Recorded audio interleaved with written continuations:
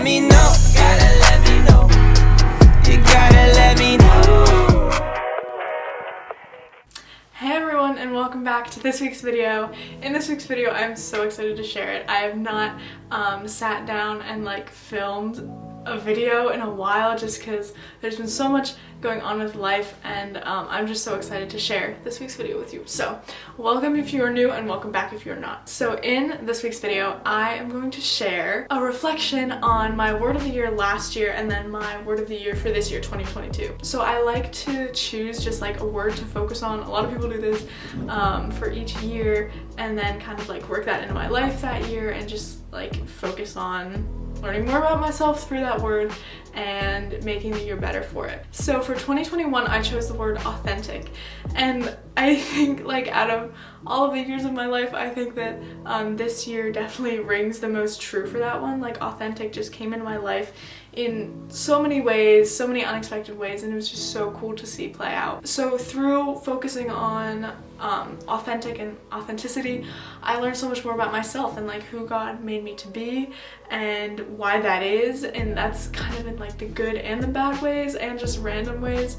I feel I learned more about who God made me to be for others, how what I'm passionate about can affect others through what He made me passionate about, and how I can best connect with people through what I'm passionate about. And I feel this is one of those things that you learn for your entire life, but I kept learning that true friendship is built on vulnerability and authenticity, and true relationships are built on that just in general in life, which was a really cool thing to learn. And it's so cool. It can be scary at times, but it's so cool to work on vulnerability and authenticity with those around you, because then you form real, true relationships. And I also learned that even if those, friendships, relationships, if they don't last, then if you were authentically yourself, then you know that God had that in your life for that period of time for a purpose, and that it's not wasted because it didn't last. And that's definitely something that I am trying to focus on right now. So I also, with focusing on authenticity, I learned what God made me passionate about even more, and how that can affect people, but then also things to work on, different flaws God gave me, faults He gave me, and how I can work on those to connect with others, and use those flaws to better myself and empathize with others through faults and growth, but then also just how I can work on myself, which is just a really cool thing. And I've enjoyed focusing on authenticity so much this year, and truly it rung true so much for my 10th and 11th grades and 2021. So I would highly recommend authentic for word of the year if you have never done one before, or you've never done authentic before. It was so good to focus on. So that was 2021 authentic. So now, drum roll please, my word for 2022 is going to be masterpiece, which as soon as I say it probably doesn't really make sense.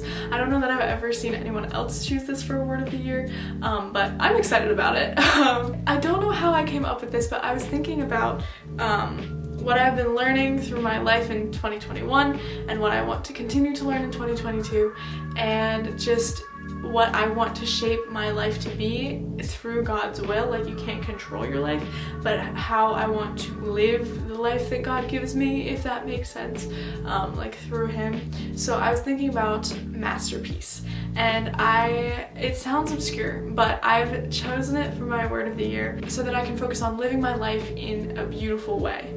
And that doesn't mean that I will be perfect, or I will be living a perfect life, or living my life perfectly, but more that I take the path that God puts me on. And I know that people a lot of the time on social media talk about romanticizing your life, and I've struggled with that, because there are of course parts of everyone that want to make your life seem like a movie and manifest whatever you want to happen and stuff like that.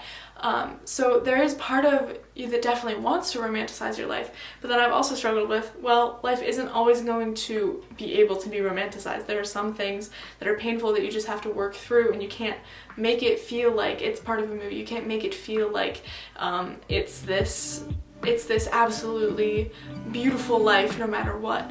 But I've come to the conclusion, and I guess this is definitely a working conclusion as I live life, I will learn more, but I've come to realize that you can romanticize your life as long as you accept that it's not always going to be perfectly beautiful. So I'm working on making a beautiful life for myself and for those around me by being who I learned to be in the past year, by using that authenticity that I learned to shape the world around me into what I want the world to be and where God leads me.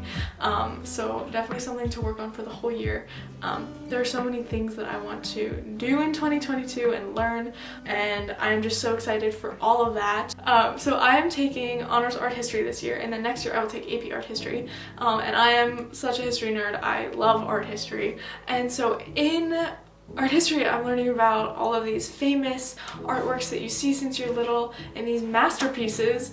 And in class, you learn about how, like, basically every masterpiece and, like, famous artwork that you see has flaws in it. Like, they all do. None of them are absolutely perfect. Some of the flaws are on purpose. And I thought that that was cool because you can consider something a masterpiece and see the flaws, and that only makes it more beautiful because it shows that it's not perfect and it's relatable, and it can be, masterpieces can be applicable to everyone because of those flaws and because of how the artwork expresses itself. So I think that's just such a cool thing that, like, the flaws in masterpieces make them connect to you more, or at least they do for me. So I think that that's also the thing with living a masterpiece life, is that maybe it won't change the world forever. Maybe it won't be the most beautiful thing anyone's ever seen, but it will connect with people, and it'll be beautiful to you, and you'll be living life as God wants you to live. So that is why I am choosing masterpiece for 2022. It's definitely an abstract word for the year, but I'm so excited to focus on it this year as I keep growing and evolving and becoming more of who God made me to be. So that's my word for the year. Comment your word for the year down below.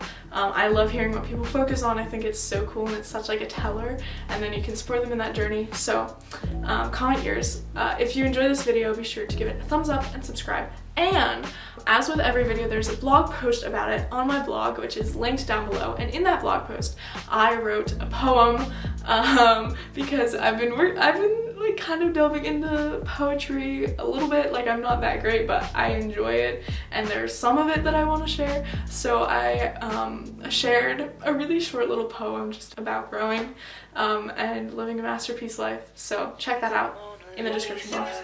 Hope you enjoyed the video, and I will see you next week. Peace out. She's a Mona Lisa. Everyone's lining up to see her.